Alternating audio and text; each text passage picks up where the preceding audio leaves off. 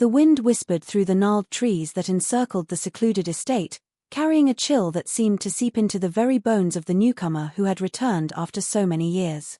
He had come home seeking familiarity, comfort, and the faint echoes of childhood laughter, but instead, he found the house itself seemed to pulse with quiet menace. Shadows lingered long after the day had ended, and behind every drawn curtain, eyes watched with a calculating hunger.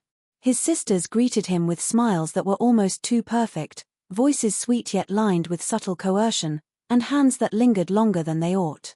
They spoke of family, of loyalty, of duty, but beneath the surface, an undercurrent of something darker thrummed, an unspoken rule that the estate and the surrounding woods demanded obedience. Slowly, imperceptibly, he began to feel the boundaries of his own life dissolve, as if the sisters had been waiting, orchestrating every moment of his return with a precision meant to ensnare him. Every corridor, every candlelit corner, carried whispers of past misdeeds, and the forest beyond the walls seemed to watch, silent and knowing. He had thought he was coming home, but he was stepping into a carefully woven trap, and in the shadows of that forbidding 1893 woodland estate, his freedom was the first casualty. He had been away for years, walking distant streets, seeing distant faces, living a life that seemed impossibly separate from the shadowed halls of his childhood home. Yet, as the carriage wheels crunched over the last stretch of the forest path, a familiar unease began to coil in his stomach, one he hadn't felt since he was a boy. The estate appeared through the mist like a monument of whispered warnings, its stone walls cold and unwelcoming beneath the grey winter sky. No smoke rose from the chimneys, no laughter spilled from the windows, and the air itself carried a strange tension, heavy as if every tree, every branch, had been waiting to mark his return. The sisters had written to welcome him, but their letters, polite, measured, yet oddly formal, offered no warmth. He recalled their faces, pale and delicate, their smiles once so sweet, and now he could not remember which were masks of genuine affection and which were carefully rehearsed performances. As he approached the entrance, the gate creaked on rusted hinges, a sound that seemed to echo far too long in the stillness, like a warning he could not yet decipher. He noticed the paths in the garden overgrown, the fountains dry, the statues shrouded in moss, as though the estate had been waiting, suspended in time, for his return. When he stepped inside, the air smelled faintly of old perfume and dust, a scent that carried memories he could not quite place, half forgotten and half feared. The hallways stretched in odd angles, the wallpaper faded and peeling, yet meticulously cleaned in certain areas as if someone had been very particular about appearances but had not bothered to tend to the substance beneath. Footsteps sounded behind him, soft and deliberate, but when he turned, there was only the faint sway of a curtain or a shadow that lingered just beyond recognition. The sisters appeared then, in the doorway to the drawing room, their dresses simple yet elegant, their hands clasped as if in silent judgment. Their eyes were too sharp, their expressions too practiced, and the way they studied him made him feel exposed, as though his life, his very choices, had been under surveillance long before he had stepped into their domain. They spoke of his journey, of how welcome he was, yet every word was balanced on a knife edge of something else, something unspoken that filled the room with a subtle, suffocating weight. He tried to smile, tried to convince himself that the warmth of home awaited him, but even as he settled into a chair, he realized that the familiar comfort he had imagined had been replaced by a quiet, almost imperceptible tension. Something about the estate, about his sisters, had shifted in his absence, and though nothing had yet been said or done to alarm him, he could feel the first threads of a web beginning to tighten around him, a web that had been spun long before he had returned. From the moment he awoke in the dim light of the morning, a peculiar unease settled over him, heavier than the silence of the house itself. The breakfast table was set with meticulous care, gleaming silverware reflecting the pale light that filtered through lace curtains, yet something about the arrangement felt deliberate in a way that unnerved him. His sisters moved through the room with effortless grace, their voices soft and melodic, yet laced with subtle intonations that seemed to probe, to measure his reactions. Every compliment, every question, seemed carefully chosen, as if they were reading him, gauging his weaknesses, and discovering the limits of his patience. He found himself noticing small inconsistencies, the way one sister's eyes flicked toward the window whenever he spoke, or how another's fingers twitched when she smiled, a tremor almost imperceptible but undeniably there. It was as though the house itself whispered to him, murmuring warnings that he could not yet decipher, each shadow seeming to stretch and twist with intent. He began to catch glimpses of behavior that did not belong to ordinary familial warmth. In the drawing room, he noticed a book left open, pages marked with cryptic annotations that spoke of control and obedience rather than innocent pastime. Mirrors reflected not just his own image but the calculated positioning of his sisters behind him, watching, noting, learning.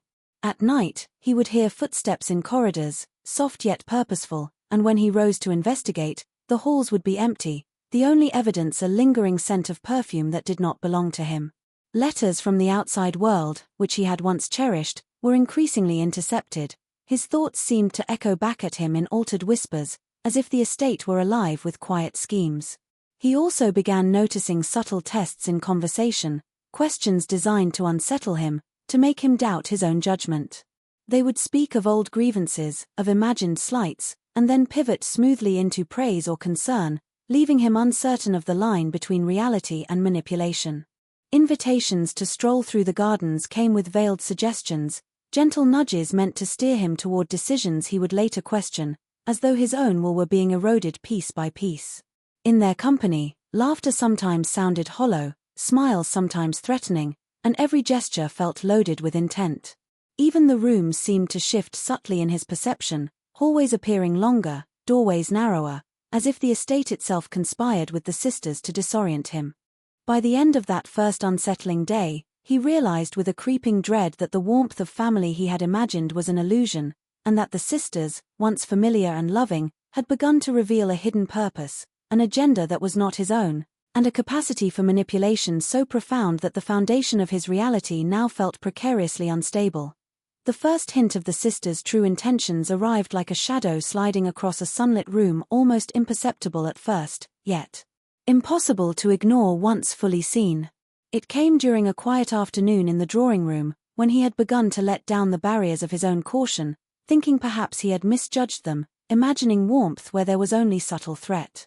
One sister suggested a walk through the forest, her tone gentle, almost coaxing, as if offering an innocent escape from the suffocating confines of the house. The other, lingering near the doorway, added casual remarks about loyalty and trust, weaving in stories of family bonds that were meant to feel comforting but carried a strange, insistent pressure. At first, the words seemed harmless, a simple invitation to connect, yet he could not shake the sense that the offer was layered, that the sisters were testing him, measuring his willingness to follow their guidance. As he agreed to join them, the forest path itself seemed to transform under their gaze. The trees loomed taller, their branches tangled like fingers, and the sunlight that filtered through the canopy was fractured, painting patterns on the ground that seemed deliberate, almost warning. Conversation flowed lightly at first, but beneath the surface ran a subtle current of suggestion. They spoke of obedience and responsibility, of duties that could not be ignored, and of pleasures that came with certain sacrifices. Words that should have been ordinary became laced with double meaning, and he felt a quiet tug at the edges of his morality, a testing of boundaries that he had never anticipated. Their smiles remained, but they carried an edge now, a glimmer of something he could not yet name, and their hands brushed against his in fleeting, calculated gestures, leaving him uncertain, uncomfortable, yet strangely compelled. The sisters' influence pressed upon him in ways he could not yet articulate, shaping his thoughts before he even realized it. They spoke of loyalty to family as if it were a sacred law, framing their requests in terms that made refusal feel almost sinful. They hinted at secrets known only to them, intimating that the house, the forest, and the legacy of their family demanded certain actions, and that understanding this legacy required trust in their guidance. Even the natural world seemed complicit, a sudden rustle in the underbrush, the cry of a distant bird, the pattern of sunlight across the path all felt orchestrated to reinforce the gravity of their suggestions. By the time they returned to the house, the lines between his own desire and their subtle coercion had begun to blur. He recognized, with a rising sense of dread, that the sisters' offer was far from innocent, that it had set him on a path he did not fully comprehend, and that the boundaries he had relied upon to guide his behavior were already shifting under their deliberate, unseen hand. Once the initial veil of charm and subtle coercion had settled, the estate began to transform around him, not physically, but in a way that slowly constricted his world until the boundaries of freedom themselves seemed to dissolve. The sisters' control grew almost imperceptibly at first, threaded into daily routines that appeared ordinary but carried an invisible weight. Friends and acquaintances who might have visited were gently dissuaded, letters that once arrived promptly were delayed or vanished altogether, and the local mailman, once familiar, now seemed uncertain when he approached, lingering with a hesitant glance before leaving empty-handed. Even the occasional traveler passing by on the distant road became a cautionary figure, discouraged by polite warnings or subtle tales of the family's fragile health or eccentricities. With each missed visit, each intercepted letter, the outside world felt further away, as if the estate itself were a fortress built not of stone, but of omission and silence.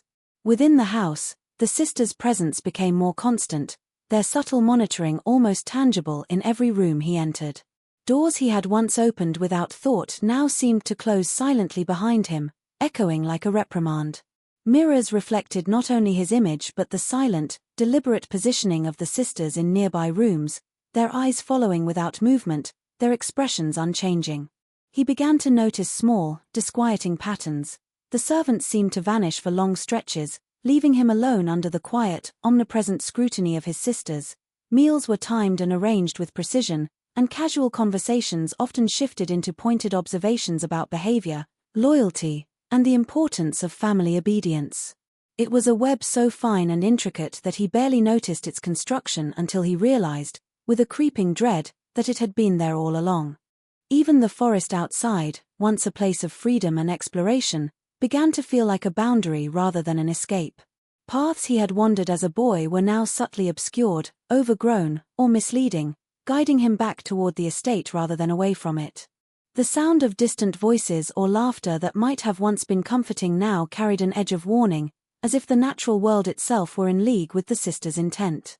Slowly, almost without his conscious recognition, he began to feel the first pangs of suffocation, the gnawing realization that every choice he made, every impulse to leave or resist, had already been anticipated, curtailed, and redirected. His mind, once confident and independent, became preoccupied with doubt and unease, and even the simplest decisions carried the weight of scrutiny and expectation. The estate and the sisters had begun to claim not only his presence but his very perception, and with each passing day, the boundaries of the outside world shrank, leaving him with the unnerving certainty that escape, if it were even possible, would demand far more than courage alone. By the time he had spent a week within the walls of the estate, the sisters' influence had become an invisible force, pressing upon his thoughts in ways he could neither anticipate nor resist. It was subtle at first, a careful word here, a lingering glance there, each gesture weighted with intent. They spoke of family loyalty, of trust, of his duty to them, and while the words seemed innocent, they carried a quiet, insidious pressure that began to shape his decisions and cloud his judgment. Every suggestion, every conversation, felt like a test, and he could sense, almost painfully, the pleasure they took in observing how he struggled to maintain his own sense of self in their presence. Even when they smiled, it was a smile designed not to comfort but to monitor, to gauge the precise limits of his resistance. He began to notice the subtle ways they manipulated his perception of reality.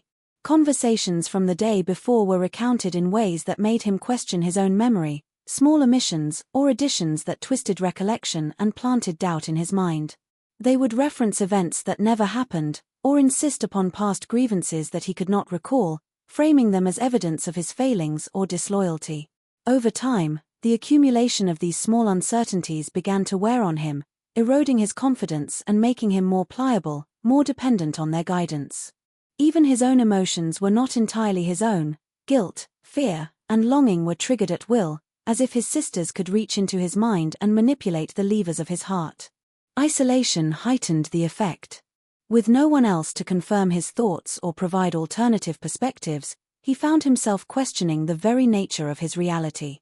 Small acts of defiance were met with sudden coldness or veiled disappointment, subtle punishments that left him anxious and eager to regain their approval. Praise was given sparingly and strategically, creating a rhythm of tension and reward that bound him ever tighter to their will. He began to notice patterns in their behavior, timed glances, half-finished sentences, lingering hands that seemed calculated to unsettle him, to break down his sense of autonomy without overt force. Even the environment itself became part of their manipulation. Rooms seemed smaller, shadows longer, the rustle of the forest outside timed to coincide with their words or movements, reinforcing a feeling of constant observation. He felt watched, measured, tested at every turn, and even when alone, his own thoughts betrayed him, twisting into fear and self-reproach. The sisters' power was not in coercion that could be resisted, it was in subtlety, in shaping perception, in slowly tightening control over mind and emotion until he was unable to trust even himself. In this house, where sunlight struggled through heavy curtains and every corridor seemed charged with intent, he realized with a creeping horror that he was no longer the master of his own mind, and that their influence had already begun to dictate not only what he did, but who he had become. The moment arrived not with a dramatic confrontation, but with the quiet inevitability of a snare tightening around him. The sisters had been patient, precise, allowing the threads of influence to weave so subtly through his thoughts that by the time he recognized their pull, resistance felt almost impossible. It was during a late evening, the house dimly lit by flickering candlelight, the shadows of the furniture stretching and twisting like silent spectators. One sister entered the room carrying a book, another lingered near the window, her gaze lingering on him in a way that made him uneasy, aware of the invisible weight of their attention. Their conversation was light, almost playful, yet beneath the surface ran the same relentless current of persuasion that had haunted him since his arrival. They spoke of loyalty, of closeness, of the sanctity of the family bond, framing their suggestions with such skill that his own moral compass wavered under their pressure. He tried at first to resist, to remind himself of what was right and forbidden, yet every objection he formed in his mind seemed to dissolve before he could even voice it. The sisters' presence, their carefully measured words, their subtle gestures, combined with the oppressive quiet of the house, made his thoughts feel exposed and vulnerable, as if the estate itself conspired with them to bend him toward their will. His resistance weakened, eroded by the relentless, almost imperceptible manipulation that had been building for days. The house seemed to hold its breath around him, the ticking of the clock loud and accusing, the flicker of the candlelight illuminating faces that bore neither malice nor guilt, only patient expectation. When the act finally occurred, it was not violent, nor forceful in the conventional sense, it was an act born of confusion, of psychological exhaustion, and of the subtle coercion that had guided him to this point. His own shame and disbelief at what he was doing were drowned beneath the carefully cultivated sense that he had no choice, that his loyalty and affection demanded compliance, that resistance would be an affront to the very family he had returned to honor. The sisters observed quietly, their expressions serene, almost triumphant, yet not a word of encouragement was spoken, their control was absolute in its silence. As the night ended and the first shivers of dawn touched the estate, he was left with the bitter, crushing weight of understanding that his life had crossed a threshold from which it could never return. The act, seemingly singular in its moment, reverberated through every corner of the house and the surrounding woods, echoing into the shadows that had been watching him since his arrival. He realized with a slow, cold horror that he had become a participant in a design far larger and darker than he could have imagined, and that the sisters' influence had now solidified into something irreversible, a web from which he could not escape. The forest behind the estate had always been a place of childhood exploration, where sunlight dappled the mossy floor and birdsong echoed through the trees, but now it carried a weight he could not ignore. Drawn by a restless curiosity and a growing unease, he ventured deeper than he had ever dared before, compelled by the feeling that something lay hidden beyond the familiar paths. The air grew colder as he walked, thick with mist that clung to the underbrush, and the scent of damp earth and decay seeped into his senses. Each step seemed to echo unnaturally, and he felt the prickling awareness of eyes watching him from the shadows, though the forest appeared empty. His mind, already frayed by the sisters' subtle manipulations, strained to interpret what he saw, and every broken branch or twisted root felt like a deliberate signal, a warning that he was trespassing in a domain governed by rules he could not yet comprehend. As he pressed forward, he stumbled upon faint traces of human presence long concealed, shapes half buried in leaves, remnants of structures overgrown with moss and roots, as though the forest itself had tried to swallow their evidence. Old markings on trees suggested messages, warnings, or perhaps rituals. Patterns carved into bark hinted at obsessions he could not fully understand. He discovered small, carefully hidden objects, a rusted key, a fragment of a diary, a tattered piece of cloth, each one pointing to events that had been deliberately erased from memory, yet lingered in these secluded spaces like ghosts. The further he ventured, the more the forest revealed the careful design behind the sisters' control, the lengths to which they had gone to maintain secrecy and obedience, and the dark fascination that had always lurked behind their pale smiles. The deeper into the woods he walked, the clearer it became that these hidden spaces were not merely places of concealment, but of obsession. There were signs of gatherings long ago, rituals performed in the shadows, and indications that the sisters' influence extended beyond the walls of the estate, shaping behaviors and fates in ways he had only begun to sense. Every discovery brought a mixture of dread and compulsion, the desire to flee warred with the need to understand, to see the full scope of what had been orchestrated. He realized, with an ever-tightening grip of horror, that the sisters' control had roots in practices and secrets that reached back decades, entwining their desires, their obsessions, and the fate of anyone who entered their sphere. The forest was alive with memory and intent, and each step forward drew him deeper into a hidden world where the past and present collided, where truths were buried beneath layers of moss and shadow, waiting for someone foolish or unfortunate enough to uncover them. In the days that followed his wandering through the forest, the weight of realization settled upon him like a relentless fog, and with it came a horror that clawed at his mind from every angle. The truths he had glimpsed among the hidden remnants of the sisters' past did not offer clarity so much as deepen his dread, for each secret suggested a magnitude of cruelty and obsession far greater than he had ever imagined. He began to see their manipulation in sharper, harsher relief. Every smile, every carefully phrased word, every gesture of apparent affection was a calculated tool meant to ensnare him. The house itself seemed to pulse with their intent, the walls closing in as if echoing the sisters' silent approval or disapproval. Even the familiar rooms now carried a chill, shadows bending into strange shapes in the candlelight, and the faint rustle of the forest beyond the windows felt like a constant reminder that there was no true refuge from their control. He found himself replaying every interaction with them in agonizing detail, seeing the hidden cues he had once ignored or rationalized.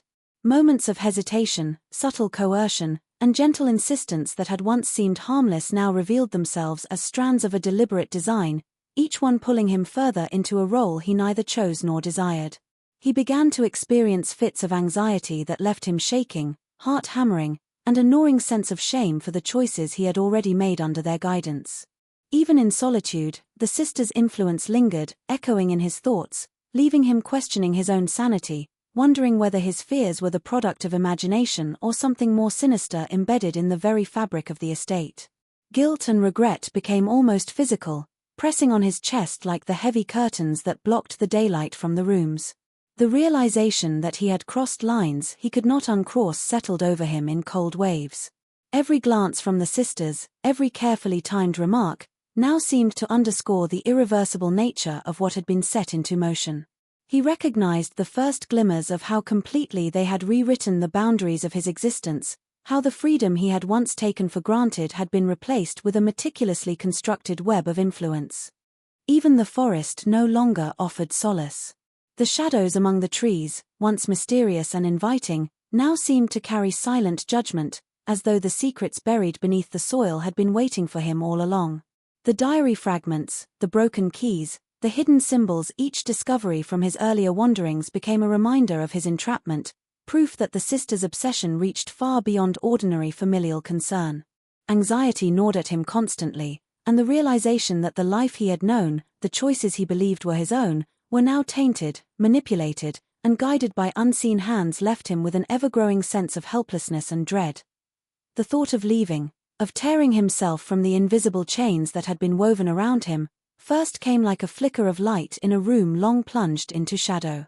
He moved quietly through the halls at night, careful to avoid the eyes he sensed even when no one was present, listening to the soft creak of the floorboards beneath his own footsteps as if the house itself were testing his resolve.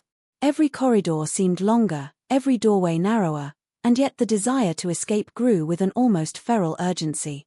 He made plans in fragments, memorized the routes through the estate and the surrounding forest, tracing paths that had once been familiar but now seemed distorted and treacherous.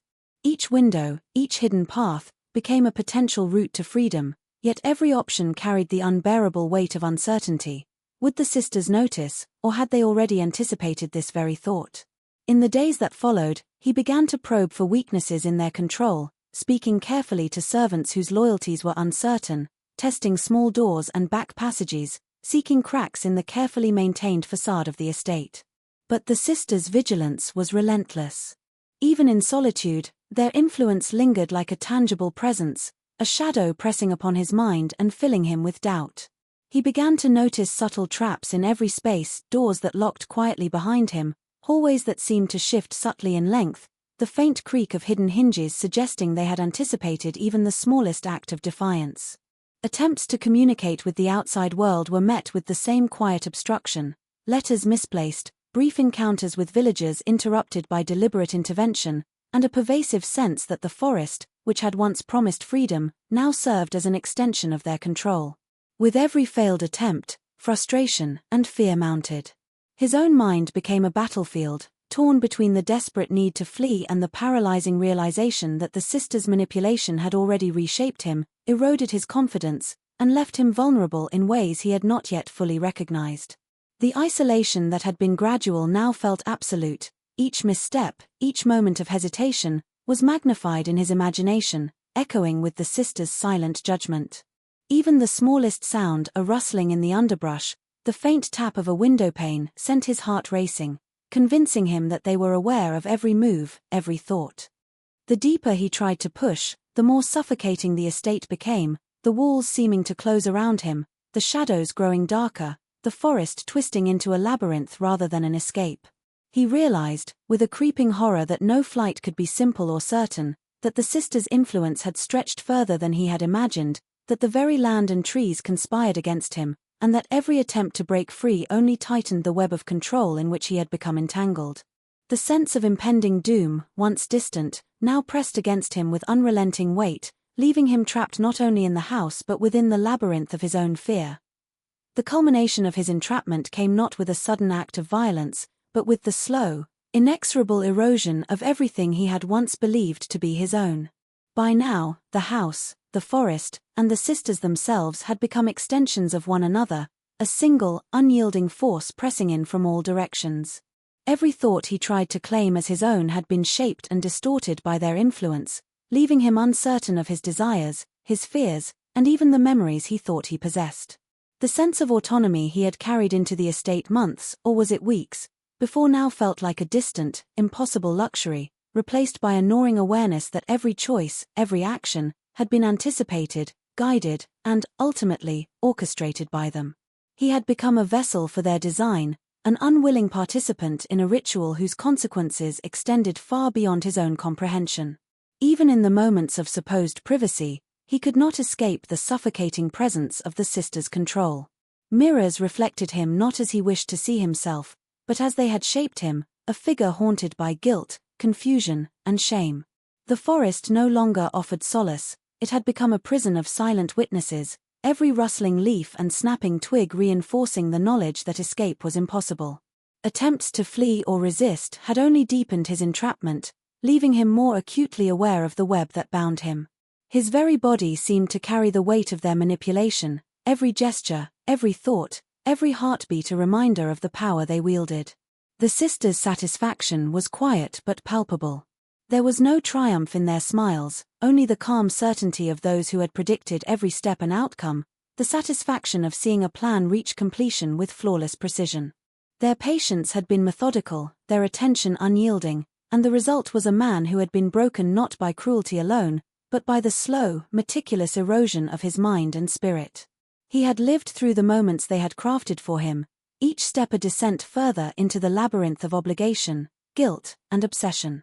As he moved through the estate, shadows clinging to the corners of his vision, he understood fully that the life he had once imagined, the freedom he had once believed in, had been destroyed long before he had recognized the danger. The boundaries of his existence had been rewritten, the past and present fused into a continuous state of entrapment.